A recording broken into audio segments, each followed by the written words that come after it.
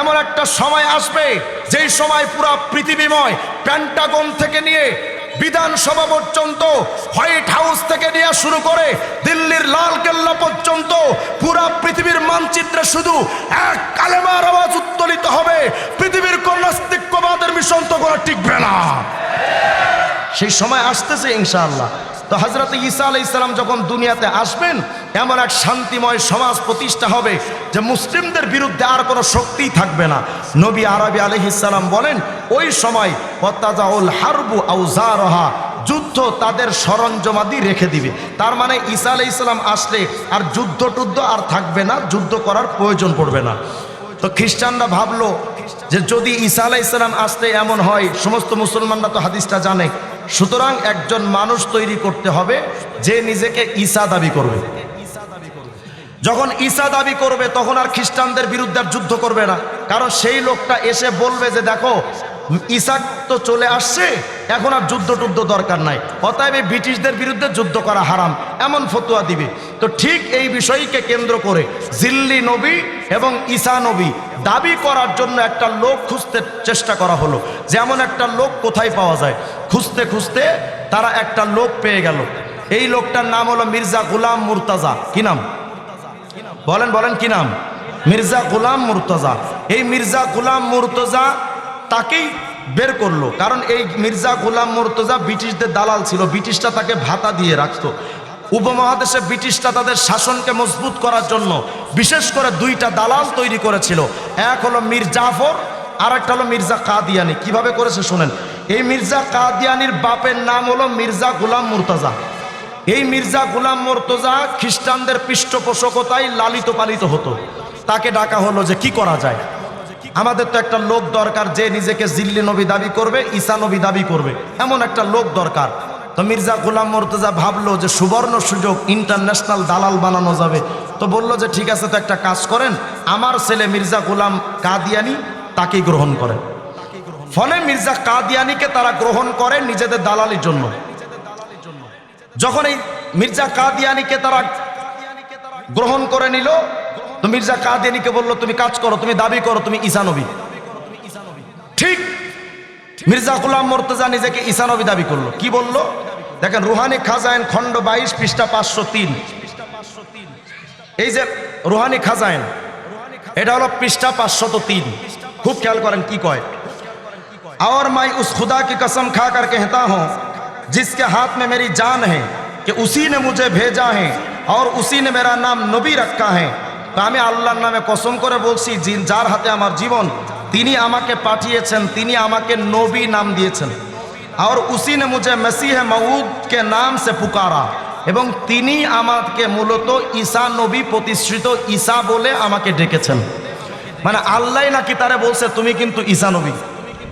তো এই বইটার মধ্যে সে দাবি করে বসলো যে আমি কিন্তু মূলত ঈসা নবী। এই দাবিটা সে কেন করলো ঠিক এর একটু পরে খুব খেয়াল করবেন। ঈসা যেই দাবি করবে সেই ফতোয়া দিবে যে ব্রিটিশদের বিরুদ্ধে যুদ্ধ করা হারাম, কারণ ঈসা চলে আসছে। একথা বুঝে আসছে তো আপনাদের ভাই? একটু সারা শব্দ না দিলে আমি মনে করবো হয়তো আপনার অনেকটা কষ্ট হয়ে যাচ্ছে, একটু সারা শব্দ দিয়েন। এমন একজন লোককে তৈরি করতে হবে যে মূলত নিজেকে ঈসা দাবি করবে। ঈসা দাবি করলে ফায়দা কি?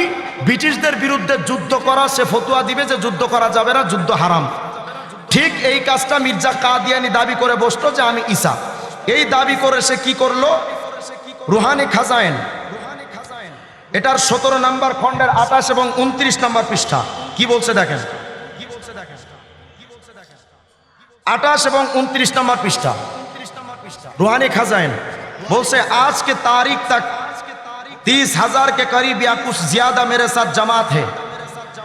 आज पर्यंत आमार अनुसारीदेर संख्या 30,000।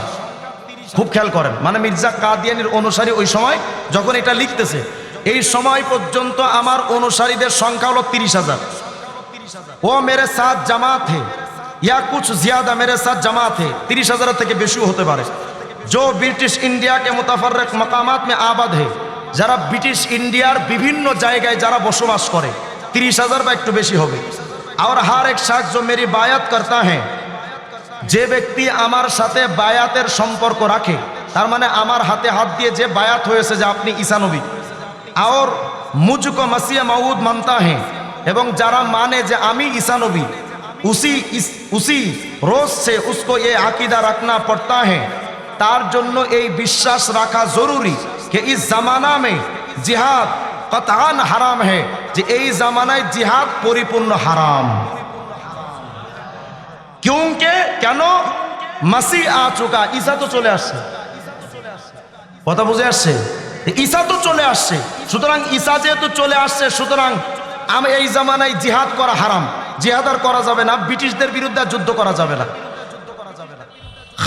খাস কর মেরে তালিমকে লিহাজ से, বিশেষ করে আমার শিক্ষার মূল বিষয়বস্তুটা হলো इस गवर्नमेंट अंग्रेजी का सच्चा खायर खा उसको बनना पड़ता है ना महज नेफाक से। আমার মূল শিক্ষা হলো এই ব্রিটিশ সরকারের বাস্তব ভিত্তিক হিতাকাঙ্ক্ষী পরম বন্ধু হতে হবে, ও মুখে মুখে না, একেবারে অন্তর থেকে হতে হবে। কথা বুঝে আসছে? তাহলে আপনারা এখন যদি বুঝে থাকেন তো একটু বলেন তো, মির্জা কাদিয়ানি নবী না ব্রিটিশদের দালাল? আরো জোরে কোন, মির্জা কাদিয়ানি নবী না ব্রিটিশদের দালাল? এটা গেল একটা দলিল। আরো দলিল নেন। মির্জা কাদিয়ানির আর একটা বই আছে আমার কাছে, রুহানি খাজাইন খণ্ড 12, 264 নম্বর পৃষ্ঠার মধ্যে গিয়ে, মানে উনি এমন ভাবে এখানে বুঝাইতে চাইছে যে আমি তোমাদের কেমনে বুঝাই যে আমি ব্রিটিশদের দালাল, আমি কেমনে বুঝাই তোমাদের, মানে এমন ভাবে বলতে চান যে কিভাবে তোমাদের আর বুঝামো যে আমি ব্রিটিশদের দালাল। কি বলছে দেখেন, খণ্ড নাম্বার রুহানি খাজাইন 12 নম্বর খণ্ড, পৃষ্ঠা নাম্বার 264, বলছে ও জামাত जो मेरी साथ ताल्लुक बायात ও मुरीदी रखती है, যেই জামাত আমার সাথে বায়াতের সম্পর্ক রাখে, ও এক ऐसी सच्ची मुखलिस और खायर का इस गवर्नमेंट की बन गई, যে তারা এমন একনিষ্ঠ, ব্রিটিশ সরকারের একনিষ্ঠ অনুসারী এবং ব্রিটিশ সরকারের একনিষ্ঠ খায়ের খা হিতাকাঙ্ক্ষী হয়ে গেছে। कि मैं दावा से कह सकता हूँ, আমি এটা দাবি করে বলতে পারি कि उनकी नज़ीर दूसरे मुसलमानों में नहीं पाई जाती, এর দৃষ্টান্ত আর কোনো মুসলমানের মধ্যে পাওয়া যাবে না।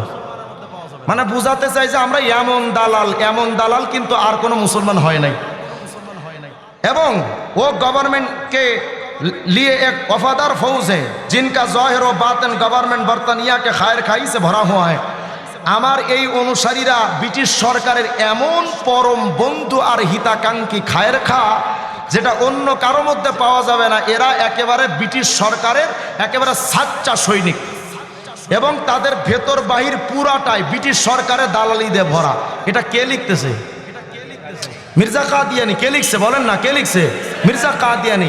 এখন আমরা যদি অনেককে বলি যে ভাই ব্রিটিশরা কিন্তু, মির্জা কাদিয়ানি কিন্তু ব্রিটিশদের দালাল ছিল, কিছু কিছু মাথা মোটারা কয় আপনাদের হুজুরদের কাজই তো একটাই, কিছু হইলে না হইলে আপনারা বলে দেন অমুকে অমুকের দালাল, অমুকে খ্রিস্টানদের দালাল, ব্রিটিশদের দালাল। তো ভাই মির্জা কাদিয়ানি যদি কয় আমি প্রকৃত দালাল, তো আমরা তারা হাসান বসরি বলবো নাকি মিয়া? এটা গেল এক দলিল। আর একটা দলিল নেন। এতক্ষণ তো শুধু দালাল বলছে, এখন দেখাবো যে এদের যে মূল ঘাঁটিটা ব্রিটিশটাই যে তৈরি করছে, এটার প্রমাণ মির্জা কাদিয়ানির বই থেকে প্রমাণ করব। এটা হলো 13 নম্বর খণ্ড রুহানি খাজাইন, রুহানি খাজাইনের 13 নম্বর খণ্ডের 18 নম্বর পৃষ্ঠা। কি লিখছে দেখেন, খুব মনোযোগ দেন। এটা इस गवर्नमेंट की खैर खाई जिसके हम मातहत है, यानी गवर्नमेंट बर्तानिया हमारा उसूल है। বুঝেন নাই? শোনেন, বলে এই যে গভর্নমেন্ট ইংরেজিয়া মানে এই ব্রিটিশ সরকার, গভর্নমেন্ট বর্তমানিয়া মানে ব্রিটিশ সরকার, যাদের তত্ত্বাবধানে আমরা আছি, এই ব্রিটিশ সরকার আমাদের মূল ভিত্তি এবং মূল ঘাঁটি। এখন আপনি বলেন মির্জা কাদিয়ানি কি মুসলমান ছিল না ব্রিটিশদের মূল ঘাঁটি, মানে কি ব্রিটিশদের মূল দালাল ছিল? এটা কি আমাদের কথা না তার কথা? এবং বলে হাম হারগিজ কিসি মুফসিদা আর নকশে আমানকে পছন্দ नहीं करता, আমরা জীবনে কখনো বিশৃঙ্খলা পছন্দ করি না। ব্রিটিশদের বিরুদ্ধে মুসলমানরা যে ইসমাইল শহীদ রহমতুল্লাহ আলাইহি ওলামায়ে দেওবন্দ যে জিহাদের ভাষণ দিলেন, আমরা এই বিশৃঙ্খলাকে কখনো সাপোর্ট করি না।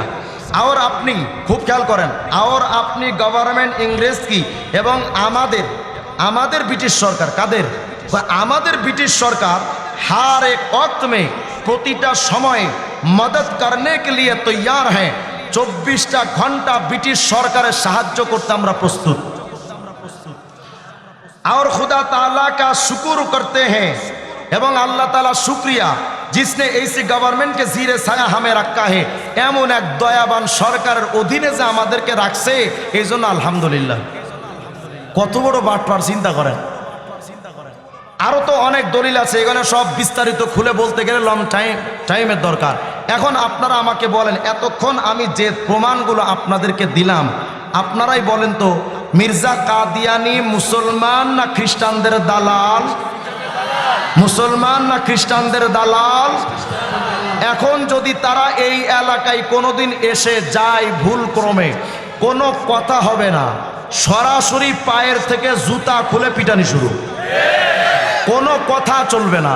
হ্যাঁ, প্রশাসনের ভাইরা আপনাদের কাছে আমরা অনুরোধ করতে চাই, আপনারা হয়তো বলবেন যে আইন আপনারা হাতে তুলে নিতে পারেন না। হ্যাঁ, আমরা আইন হাতে তুলে নিব না, কিন্তু আমার ধর্মকে নিয়ে যারা অপবিকৃতি করবে, বিকৃতি করবে, অপব্যাখ্যা করবে, তাদেরকে যদি আপনারা যদি না থামান, আল্লাহর কসম মুসলমান যদি জাগ্রত হয় একটারও পিঠের চামড়া থাকবে না।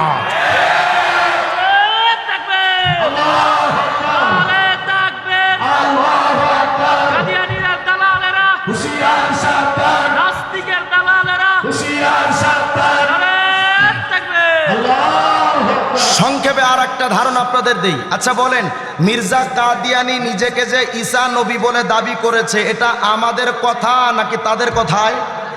আচ্ছা এখন আমি চলেন প্রমাণ করি, এই যে মির্জা কাদিয়ানি যে ঈসা নবী ছিল না, তাদের বই থেকে প্রমাণ করবো। আমি যেহেতু অনেক লম্বা কথা, আমি বই এখন আর খুলতেছি না, শুধু বলে যাচ্ছি। এ যে মূলত ঈসা নবী ছিল না তার কথা দিয়ে প্রমাণ। রুহানি খাজাইন খণ্ড নম্বর 22, এই যে নিচেরটা, খণ্ড নম্বর 22 443 নম্বর পৃষ্ঠা বলে, ইবনে মারিয়াম মর চুকা হে খুদা কি কসম। বা ঈসা ইবনে মারিয়াম তো আল্লাহর কসম মইরা গেছে গা। নিজেকে আগে দাবি করলো কি ঈসা নবী, আবার এখন কয় ঈসা নবী তো আল্লাহর কসম মইরা গেছে গা। এখন আপনারা কন ও যে মিথ্যুক, এটা আমাদের কথা না তার কথা? এরপরে সে বলে, রুহানি খাজাইন খণ্ড 18 240 নম্বর পৃষ্ঠা, ইবনে মারিয়াম কে জিকির কো ছোড়ো, ইসসে বেহতার গোলাম আহমদ হে। ভাই তোমরা ওই ঈসা ইবনে মারিয়ামের কথা বাদ দাও, ওর থেকে উত্তম এই মির্জা কাদিয়ানির কথা শোনো। তার মানে সে নিজেই কি বলতে চাইলো না যে আমি আর ওই ঈসা কিন্তু এক না? কথা কয় না। এরপরে সে রুহানি খাজাইনে খণ্ড 11 পৃষ্ঠা 290 বলে, ईसाइयों ने बहुत से आपके मौजज़ा लिखे हैं मगर हक बात यह है कि आपसे कोई मौजज़ा नहीं हुआ। भाई খ্রিস্টানরা তো ঈসা আলাইহিস সালামের অনেক মৌজেজার কথা বলছে, কিন্তু সত্য কথা হলো ঈসা নবীর থেকে কোনো মৌজেজা হয়নি। নাউজুবিল্লাহ কয় না। অথচ কোরআন শরীফের হাদিসের মধ্যে ভরা আছে, ঈসা আলাইহিস সালাম বলতেন কুম বিইজনিল্লাহ, মৃত ব্যক্তিকে বলতেন দাঁড়ায় যাও, তো আল্লাহর হুকুমে জিন্দা হয়ে যেত। এটা কি ঈসা আলাইহিস সালামের মৌজেজা নয়? তো বলে ঈসা আলাইহিস সালামের কোনো মৌজেজা ছিল না। আচ্ছা বলেন, যদি এখন মির্জা কাদিয়ানি ঈসা নবী হয়, তাহলে বোঝা গেল তার দ্বারাও কোনো মৌজেজা হওয়ার কথা না। কথা কয় না। অথচ মির্জা কাদিয়ানি লিখছে রুহানি খাজাইন খণ্ড 22 503 नंबर पृष्ठा, मेरे तस्दीक के लिए उसने अल्लाह मेरे तस्दीक के लिए बड़े बड़े निशान जाहिर किए हैं जो 3 लाख से तक पहुँचते हैं। तो আল্লাহ আমাকে প্রমাণ করার জন্য 3 লক্ষর মতো মৌজেজা দিয়েছেন। একটু আগে কইল ঈসা নবীর দ্বারা কোনো মৌজেজা হয়নি, আবার দাবি করলো আমি কিন্তু ঈসা নবী, আবার কয় ওই ঈসার কিন্তু কোনো মৌজেজা হয়নি, কিন্তু আমার দ্বারা 3 লাখ মৌজেজা হয়েছে। তাহলে বোঝা গেল ও নিজেই কিন্তু মনে মনে বিশ্বাস করত আমি কিন্তু ঈসা, মূলত আমি মির্জা কাদিয়ানি কিন্তু ঈসা না, আমি যেটা দাবি করেছি ওটা কিন্তু দালালির জন্য। কথা কয় না। আচ্ছা এরপরে আমরা কিছু সময়ের জন্য ধরে নিলাম যে মির্জা কাদিয়ানি সে মূলত ঈসা নবী, তর্কের খাতিরে ধরে নিলাম। এখন চলেন দেখা যাক মির্জা কাদিয়ানির পিঠটা বাঁচে কেমনে। মির্জা কাদিয়ানি ঈসা আলাইহিস সালামের যে সমস্ত সমালোচনা করেছেন, এটা কুকুরের সামনে যদি বলেন কুকুর বমি করে দিবে, এত মারাত্মকভাবে ঈসা আলাইহিস সালামের সমালোচনা করেছে। কি করেছে শোনেন, রুহানি খাজাইন খণ্ড 19 পৃষ্ঠা 71 বলে, ইউরোপকে, তবে এখানে আগে মনে রাখা দরকার মির্জা কাদিয়ানি নিজেকে ঈসা নবী দাবি করেছে, মনে আছে তো আপনাদের? এটা মাথায় রাখেন, সে নিজে কিন্তু ঈসা নবী এটা দাবি করছে। এখন ঈসা নবী সম্পর্কে কি বলছে সে? भाई यूरोप के लोगों को जिस कदर शराब ने नुकसान पहुंचाया है उसका सबब तो ये था कि ईसा अलैहिस्सलाम शराब पिया करते हैं, शायद के किसी बीमारी की वजह से या पुरानी आदत की वजह से। भाई ইউরোপের লোকদের যে মাদক অতিরিক্ত ক্ষতি করতেছে, এর পেছনে মূল কারণ ছিল ঈসা আলাইহিস সালাম মদখোর ছিল। তাহলে এখন বলেন ঈসা আলাইহিস সালাম তার কথা অনুযায়ী মদখোর, এখন মির্জা কাদিয়ানির যদি দাবি করো তুমি কে, বলে আমি ঈসা, তাহলে তুমি কি? কথা হয় না। মদখোর না হইলেও গাঞ্জাখোর তো নিশ্চিত, আর ও যে গাঞ্জা খায় ওই গাঞ্জার কোনো মেয়াদ নাই। এরপরে বলে रूहानी खजान खंड 11 291 नंबर पृष्ठा, आपके हाथ में सवाए मकर व फरेब के और कुछ नहीं हुआ। भाई ঈসা আলাইহিস সালামের হাতে শুধু ধোঁকাবাজি ছাড়া আর কিচ্ছু ছিল না। এখন যদি মির্জা কাদিয়ানিকে বলেন তর্কের খাতিরে ধরে নিলাম ঈসা আলাইহিস সালাম ধোঁকাবাজ, তাহলে তুমি কে, বলে আমি ঈসা, তাহলে তুমি কি? কথা হয় না। एरपर आबार बोले रूहानी खजान खंड 11 289 नंबर पृष्ठा, ये भी याद रखे हैं कि आप किसी कदर झूठ बोलने की भी आदत थी। एटाও জেনে রাখা উচিত যে কি পরিমাণ মিথ্যা ঈসা যে বলতো। নাউজুবিল্লাহ কয় না, একজন নবীর শানে বলতেছে কি পরিমাণ মিথ্যা তো বলতো। তা আমরা তো জানি আল্লাহর প্রেরিত ঈসা নবী মিথ্যা কথা বলতেন না। তুই কে, বলে আমি সেই ঈসা, তাহলে তুই কি? কথা হয় না। এরপর আবার বলে रूहानी खजान खंड 11 289 नंबर पृष्ठा, आपको गालियां देने और बदजबानी की अक्सर आदत थी। যে ঈসা আলাইহিস সালামের গালিগালাজ করার খুব অভ্যাস ছিল। এখন আমরা তো জানি ঈসা আলাইহিস সালাম তিনি নবী ছিলেন, তার দ্বারা কোনো গালিগালাজ হওয়ার সম্ভাবনা নাই, তিনি গালি দিতেন না। এখন যদি তারে প্রশ্ন করি তুই কে, বলে আমি ঈসা, তাহলে তুই কি? কথা হয় না।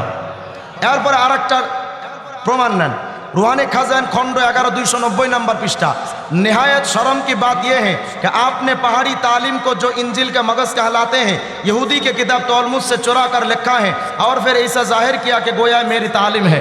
भाई ঈসা আলাইহিস সালাম ইনজিলের যে মগজ বলে যাকে দাবি করতেন, এটা তিনি পাহাড়ি শিক্ষায় ইহুদিদের তলমুদ থেকে চুরি কইরা আইনা নিজের নামে চালায় দিতেন। তার মানে তার দাবিতে ঈসা আলাইহিস সালাম চোর ছিলেন। মির্জা কাদিয়ানির দাবিতে ঈসা আলাইহিস সালাম চোর ছিলেন। এখন যদি তারে বলেন আমরা যেই ঈসা নবীকে মানি সেই ঈসা তো চোর ছিলেন না, তুই কে, বলে আমি ঈসা, তুই কি? কথা হয় না। এই চোর ভোট চোরে চাইতে খারাপ। এরপরে তারা বলে রুহানি খাজান খন্ড 11 291 নাম্বার পৃষ্ঠার এক মারাত্মক কথা কয়। কি কয় শুনেন, ঈসা আলাইহিস সালামের নানীদের ব্যাপারে কি জঘন্য কথা। रूहानी खजान खंड 11 291 नंबर पृष्ठा, 3 दादियाँ ঈসা আলাইহিস সালামের 3 दादियाँ और नानियाँ आपकी ज़िनाकर और कस्बी औरतें थे। भाई ঈসা আলাইহিস সালামের 3 জন দাদি আর 3 জন নানি বেশ্যা ছিল। আচ্ছা বলেন ঈসা আলাইহিস সালামের কি দাদি ছিল? কথা হয় না, কারণ বাপই তো নাই। কথা হয় না। তা আমরা তো জানি আমাদের ঈসা নবীর দাদি নাই, বাপ যেহেতু নাই দাদিও নাই। তুমি কে, বলে আমি ঈসা, তোমার দাদি আছে? নিশ্চয়ই আছে। তো ঈসা আলাইহিস সালামের তো দাদি নাই, তাহলে যেই ঈসাকে আল্লাহ পাঠিয়েছেন সেই ঈসার দাদি নানিরা কোনো খারাপ চরিত্রের মহিলা ছিল না। তুই এমন ঈসা, তোর দাদিও বেশ্যা, নানিও বেশ্যা। সুতরাং এই জালেমদের দিয়ে সমাজ এই এলাকায় যদি কোনোদিন মির্জা কাদিয়ানি লোকেরা এসে যায়, দাঁত ভাঙ্গা জবাব দিবেন ইনশাআল্লাহ। হ্যাঁ হ্যাঁ, আমরা যদি মির্জা কাদিয়ানিদেরকে কাফের বলি, কিছু মাথা মোটা নেতারা আমাদেরকে সবক দেয়, এই মিয়া কে কাফের কে কাফের না এটা আল্লাহ বুঝবে, আপনারা মোল্লারা বলার কে। তো আমি বলি যদি আপনার কথা মানতে হয়, যদি কাফেরকে কাফের বলা না যায়, কে কাফের কে মুসলমান এটা শুধু আল্লাহই বলবে, আর কেউ বলতে পারবে না। এই যুক্তি যদি মানতে হয় তাহলে আমরাও তো একই যুক্তিতে বলতে পারি বাংলাদেশে কে রাজাকার আর কে মুক্তিযোদ্ধা এটাও আল্লাহ বলবে, আপনি বলার কে? এই হুজুর আপনি রাজাকারের পোলা। আমি বললাম ভাই 71 আমার বাপের জন্ম হয় না, আপনি আমার রাজাকার ওই পোলা কইলেন কে? এই মিয়া যেই লোকটা দেশের স্বাধীনতার বিরুদ্ধে অবস্থান নিল তারে কি রাজাকার বলা যাবে না? আমি বললাম হ্যাঁ হ্যাঁ অবশ্যই বলা যাবে, কেন অসুবিধা তো নাই, আমরাও তো তাদেরকে রাজাকার বলি। তো আমার কথা হলো আপনি ধর্মের প্রেমিক হিসেবে স্বাধীনতার বিরুদ্ধে অবস্থান যে নিল তারে যদি আপনারা রাজাকার বলতে পারেন, আমি ধর্মের প্রেমিক হিসেবে আমার ধর্মের বিরুদ্ধে যদি কেউ যায় তাকেও কাফের বলা যায়। ও মানে কৃষ্ণ কইলে কুরু কুরু, হুজুর কইলে মাকরু, মানে ওনারা কইলে সমস্যা না, আমরা কইলেই সমস্যা। বলেন কাদিয়ানিরা মুসলমান না কাফের? কাদিয়ানিরা মুসলমান না কাফের? এই এলাকায় যদি হিজবুত তাওহীদ, কাদিয়ানি, শিয়া কোনোদিন ঢুকে যায় জবাব দিবেন ইনশাআল্লাহ।